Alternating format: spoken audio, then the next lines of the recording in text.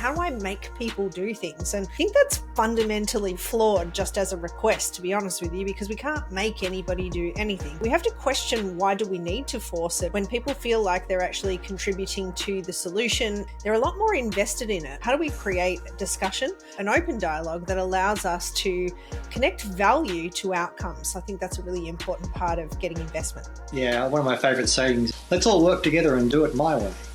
And at the end of the day, that's exactly what you want them to do, but it's not going to work by going out there and just saying this is the way we're doing it. Be able to get the buy-in, allow people to contribute and air their conversation, their thinking, so that you're actually creating a space where they do have buy-in. Sometimes silence is the biggest piece of feedback that you can get. If you don't hear the whispers, then you certainly will hear the screams. Drama can be very costly. When we're a little bit quiet and we don't have some structure, idle hands, so to speak, we'll find that the drama will be created. So we've got to be a bit clear on that. And I think some ways of being able to do and get ahead of that. We need to be able to enjoy some healthy debate so that we can collaborate and share ideas that we may not have thought of as individuals. And then more importantly, we also need to remember that anytime we bring a group of people together, we have 4 stages of team formation. So we form, we storm, which is usually where the conflict is, and then we look to norm and then perform. And so it is actually a healthy part of team development. Without it, if you try and avoid it, then you're probably not as robust a team as you'd like to think you are. All right, welcome everybody for our next month in the podcast series, Life Puzzle, and excited to sort of go through. I'm going to dive a little bit deeper into around team and creating unity within team, and really looking at what are the secret to building a truly united team, and what does that look like? I guess to kick it off, Shondell, a question for you. So how do you create a sense of unity in the team without forcing it, dragging people kicking and screaming to their unity?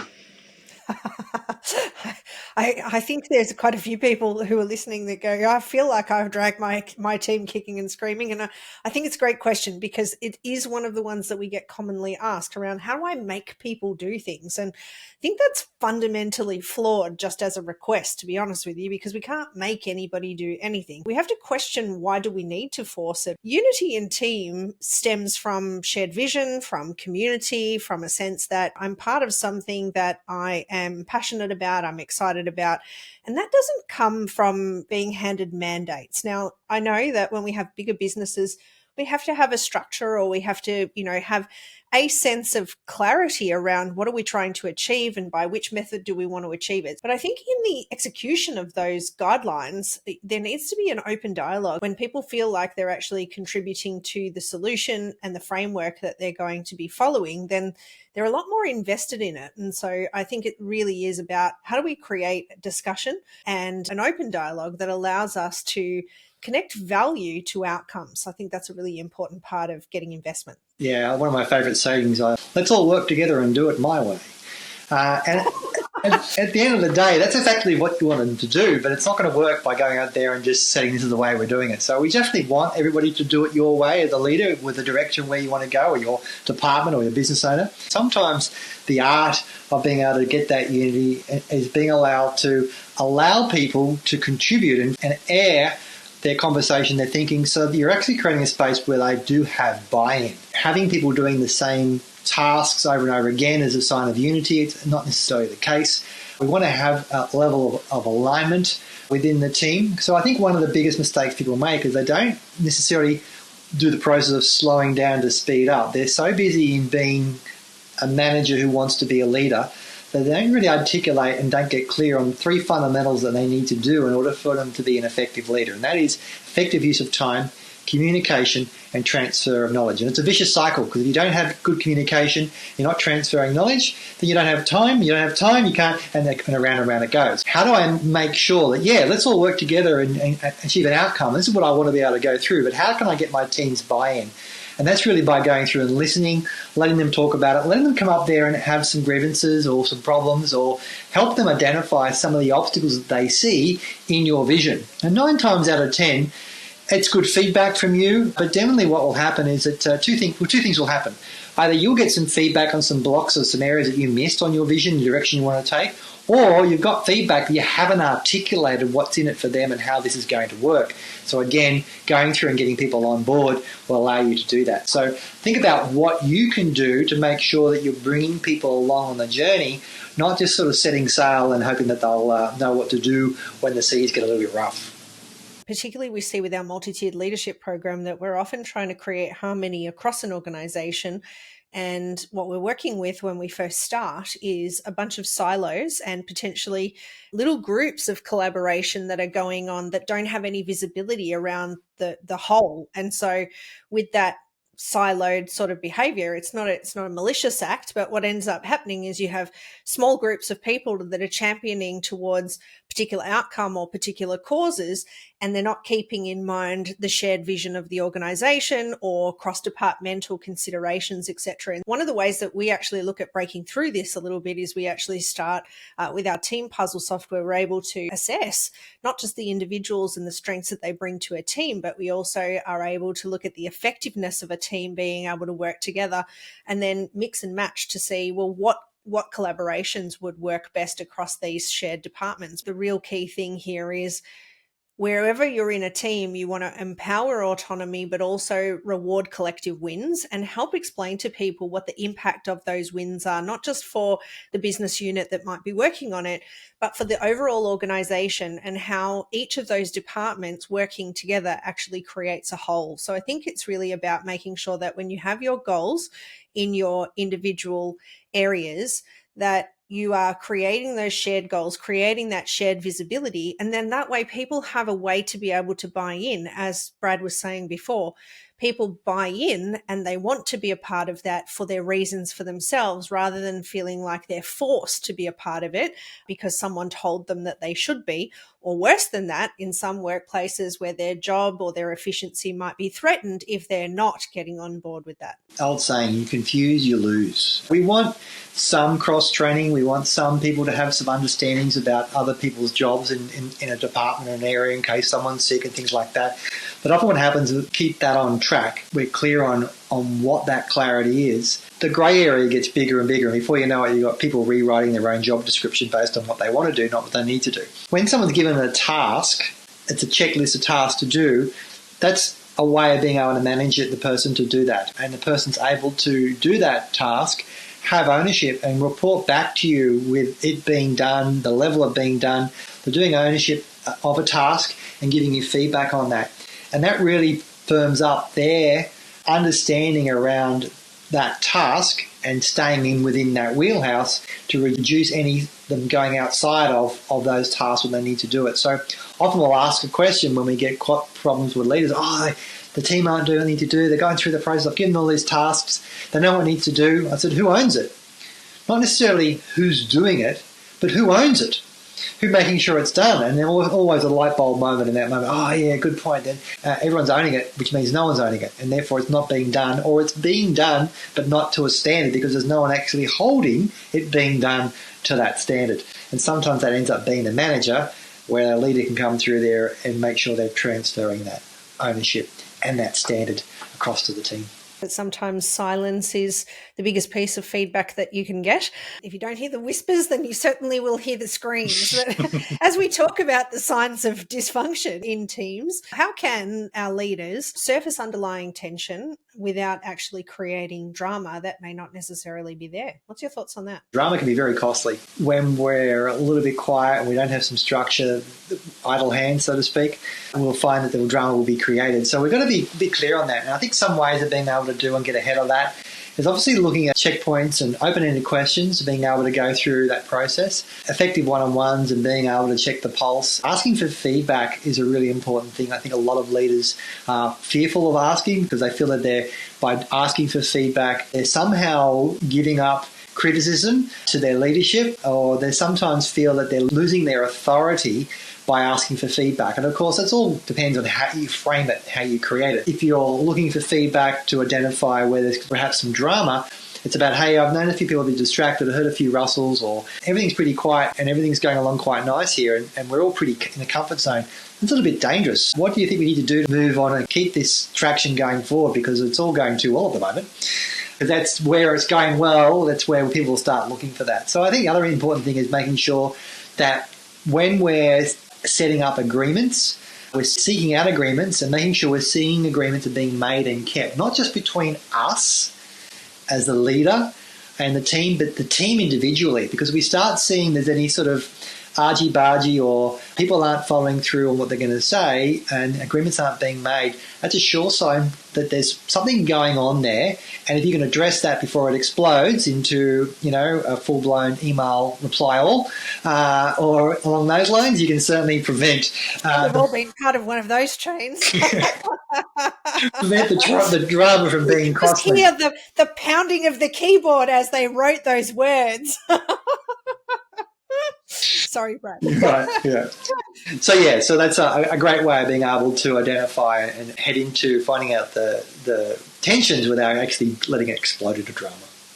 If we don't look at how we can proactively manage these things, we're kind of being a little bit naive to think that cracks will never appear. And I think in any team, whenever you bring different personalities together, there's always a risk that people are going to see things slightly differently. So it's really about how do we reestablish harmony as quickly as possible. And so definitely early intervention can actually not only save projects and work rates, but it actually saves relationships with people.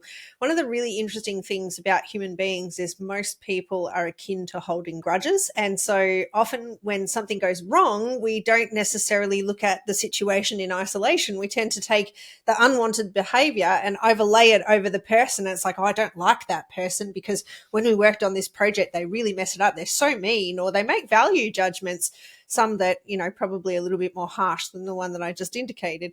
But the point here is that if we can intervene and actually create harmony again, and we do this simply from the process of just realigning with what's our highest intention. If we don't stop to look at this, will we get our highest intention? So I think that whole process of almost like mediating gives us a reconnection to what it is that we're trying to do, and to also question whether the things we're investing time in are going to add or detract from our productivity together. Most human reactions are to avoid the possibility of conflict.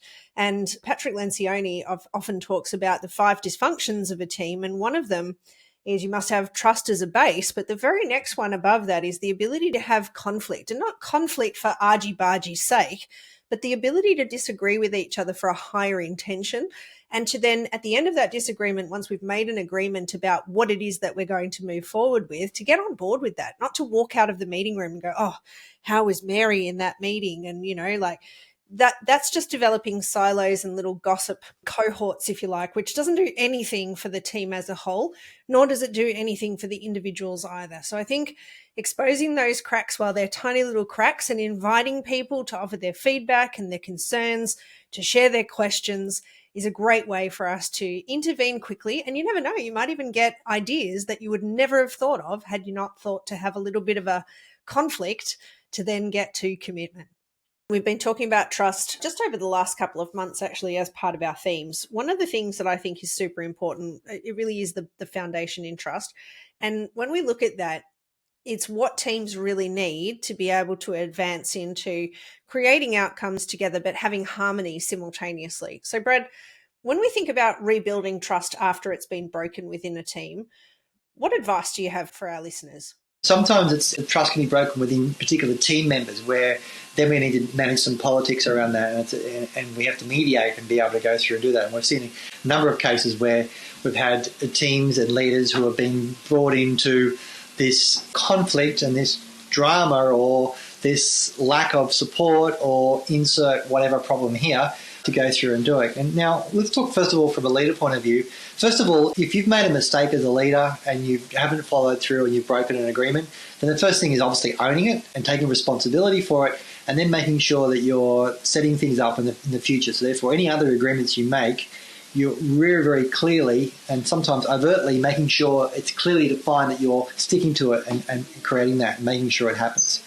I think within the team, we're able to go through and be clear on what are the agreements they need to make and stick to, and also creating a line in the sand where we're going to move on from this. It's not going to be a problem that's going to keep on going forward. So therefore, again, it's ownership. It's acknowledging the mistakes have been made, acknowledging that there's been a problem that this person's caused or created, and then moving on. So we know that some of the best mistakes in business are the greatest learnings. And if we are in a space where we prevent our team from making mistakes, we're not building up their resilience, and therefore mistakes might end up being costly. So we need to create a space where people can make mistakes. And sometimes those mistakes is where agreements haven't been made, right? Because someone said they're going to do something that hasn't happened, and it's caused a delivery issue. It's caused a client to be lost, or something has taken place, and therefore that's a mistake that's being made. So we've got to balance between making mistakes, breaking agreements, and then going through and rebuilding trust. I think what's important is we acknowledge it, the team acknowledge it, they talk about how they'll do better, and then make sure that they're more clear and able to be measured in how they're going to make agreements and stick to them. And again, if they can't make an agreement and stick to it, then it's fine as long as you acknowledge it before it's past due. All right. If you can't make an agreement that you've said, then letting people know ahead of time is as good as building trust as also actually agreeing and making that agreement and doing it on time. I think we all have one of those friends or those family members when we invite them over for lunch, or we invite them to come along to a birthday party or a function or something. They'll say, "Oh yes, I'll try and come." And then maybe a few minutes or the same day of the event, that's when you get the text message that says, "I've got a migraine," or "I'm sick," or "I can't come today." Or sometimes maybe you just don't hear anything and they just never came to the party. Now, if your friend has done this on more than one occasion, then it starts to create a precedent in your mind that you start not to believe them, even if they say, "I'm definitely coming, you can count on me." It's no longer that trust, and that willingness to believe their words is no longer there. Our actions always speak louder than words. And this is why it's so important. Brad, you were talking about making agreements before, and the fact that sometimes people can break an agreement. I think that we can't always guarantee that everything lines up perfectly for us to be able to complete our promises on every occasion. Sometimes you make a promise with good faith and good intention. You have every intention of being able to do that. But usually, if you can't do it, then the only next best thing that you can do is to communicate early. And so what we know is that trust is built by small agreements being made and kept over time. Now, if you break a couple of agreements in a row, then you're probably going to have to do hundreds, maybe tens of them in order to be able to win back the trust that you've lost, and then be able to build trust from there. But you see, what happens is people say sorry, and then they go and do the same thing again, and then they tell you sorry again. And eventually the threshold for believing people when they promise to do something actually disappears. Now, a little bit off topic here, but I'm going to highlight it anyway, because a lot of people think about building trust with other people in the concept of team, but it's also about building trust with yourself. So map that across however you'd like. I like to use the analogy about people who swear that they're going to wake up and go to the gym, and the snooze button goes off and they hit the snooze button a few times.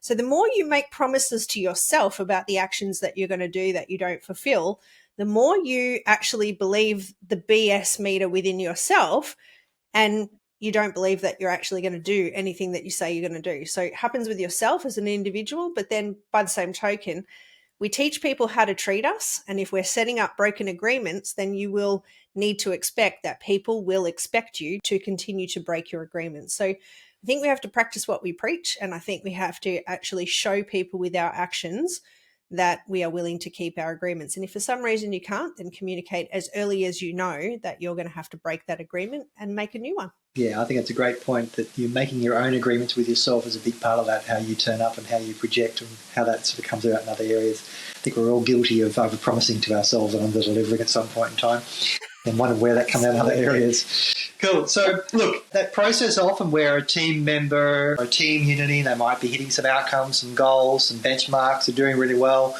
there's synergy, whole team sort of, they've gone through their group process of storming, forming, and now they're performing. Everything's going along fine, and the leader goes, "Oh, great, everyone's got trust and everything's fine."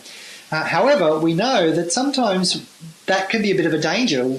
I've done that trust thing. I don't need to do it anymore, right? So how can leaders proactively cultivate trust every day? With psychological safety being such a major part of how organizations are looking at mental health and mental well-being for their workers and their team, a lot of the time when people don't speak up or they don't contribute or they don't say what their concerns or challenges are, it's usually because they're trying to avoid friction. Now, whether they're avoiding that friction in the sense that they don't feel safe to speak up, or whether they're avoiding that friction because they're so heart-centered that they're worried about upsetting other people, or whether they don't have confidence. Whatever the source is, it's usually about avoiding friction. And so when we talk about how to turn friction, which is a natural process, into productive energy within teams, people are taking psychological safety in slightly different ways. And whether people are concerned about their psychological safety, meaning that they're worried that if they speak up and say something that it could cause friction or they might upset someone. Sometimes it's a sense of fear. But a lot of leaders that we speak to, regardless of their level of leadership, whether they're senior board members or whether they're middle level managers or whether they're emerging leaders, a lot of the time people will highlight to us that they're a bit afraid of speaking up because it may cause friction. We all would like to have a harmonious workplace where it's all running nice and smooth and there's no conflicts, but let's face it, it's probably not actually, it's probably a bit of a dangerous sort of actual place to be. So tell me, Shonda, why does trying to eliminate all conflicts often backfire on the leader? I just want to get to the summit where everything's I've got to put my feet up on the desk and everything's happening. I don't have to worry about anything. How's that dangerous? Well, it's super dangerous because I think, like you said, if you've got a place where there's only harmony and no one has an opinion, then it's probably either just one person's agenda that everybody's rolling to, or worse than that, people have great ideas, but they don't feel like there's a space for them to share them.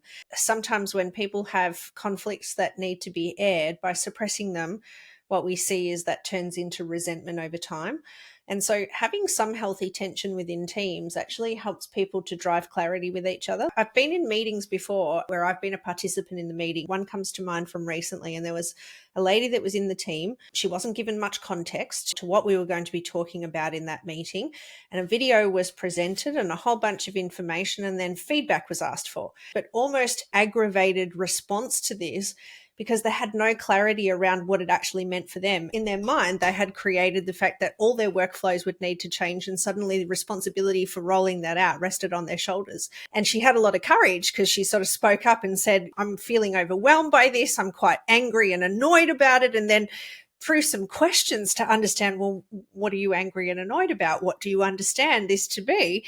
It was then clarified that that actually wasn't what the instruction was. And so if you can imagine that if that person didn't have the courage to speak up, then they probably would have gone away and done a lot of work under duress that wasn't necessary. And then there would be further resentment and further anger. So I think we need to be able to enjoy some healthy debate so that we can collaborate and share ideas that we may not have thought of as individuals. And then more importantly, we also need to remember that anytime we bring a group of people together, we have 4 stages of team formation. So we form, we storm, which is usually where the conflict is, and then we look to norm and then perform. And so it is actually a healthy part of team development. Without it, if you try and avoid it, then you're probably not as robust a team as you'd like to think you are. First of all, once you create that space where it's okay for the friction to come up and you identify it's a safe space, and that's for really appreciating, acknowledging the communication. So I appreciate you've got this problem, and let's go through and air it and get into the process using our linguistics that we teach everywhere. That's a really big difference that makes the difference in that scenario.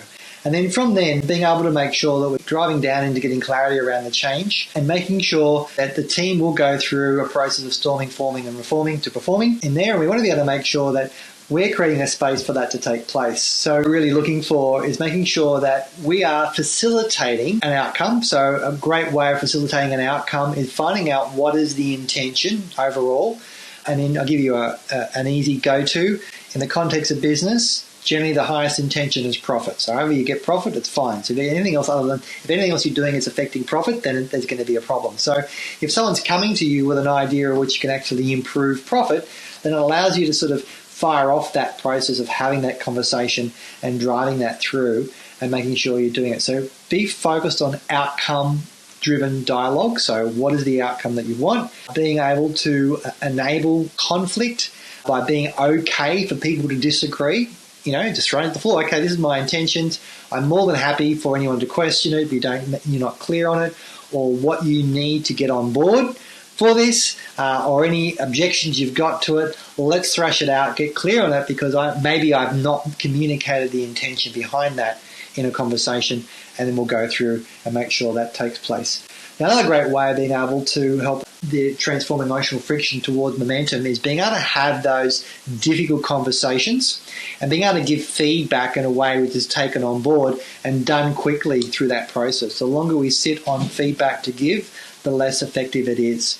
So really important making sure that we go through and do those two fundamentals of making sure that we're open to feedback and giving feedback and making sure that any difficult conversations that we need to have, we're having them as soon as we possibly can so we don't build that resentment and we don't allow that resentment to flow into other areas and therefore the drama.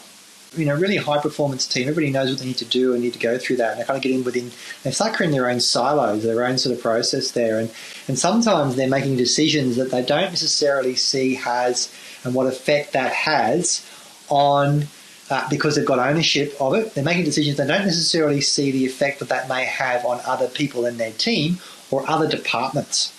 And as a result of that, it can generally cause a bit of conflict in that scenario. Examples would be where, again, people aren't following through on tasks and miss deadlines, which lead on to a problem that they don't see as being a problem for themselves or their team that may have a greater effect in other departments. And also process of, a lot of times people make assumptions in there because, again, there's a level of ownership and people are quite busy doing their process, their task, they're comfortable in that space. And as a result of that, they're not communicating on other things that take place. There's a point where there can be too much communication. There's also a point where there's not enough communication. And where is that happy balance in that scenario? I think this is where it comes into having good meetings and flow, really good quality agendas for meetings, for catch-ups where they are, and a flow of catch-ups that allow appropriate to the tasks and the team's knowledge and ownership of the areas of which they're delivering in that business. Even in high-functioning teams, poor communication can really be done for a point of speed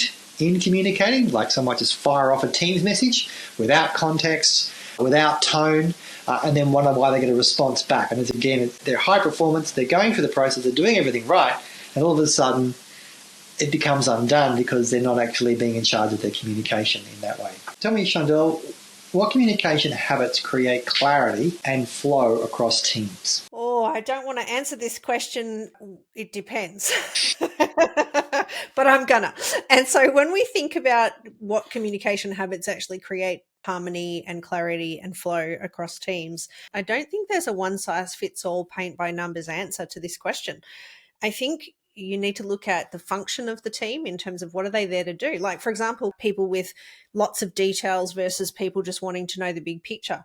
Sometimes that's a preference for the individual and sometimes it's a function of industry. Like, I don't know about you guys, but I wouldn't want an engineer working on, building a building that needs to stand up on its own if they didn't have attention to detail on the mathematical equations that make sure that it's structurally sound. I'm not interested in hiring that crew. So by the same token, there are different visionary marketing companies that want to talk to you about how they're going to position your brand so that it stands the test of time over 30 years or 50 years. You need to be a very big picture thinker from that perspective. So there's lots of different, and those are just a couple of examples that I can think of on the spot.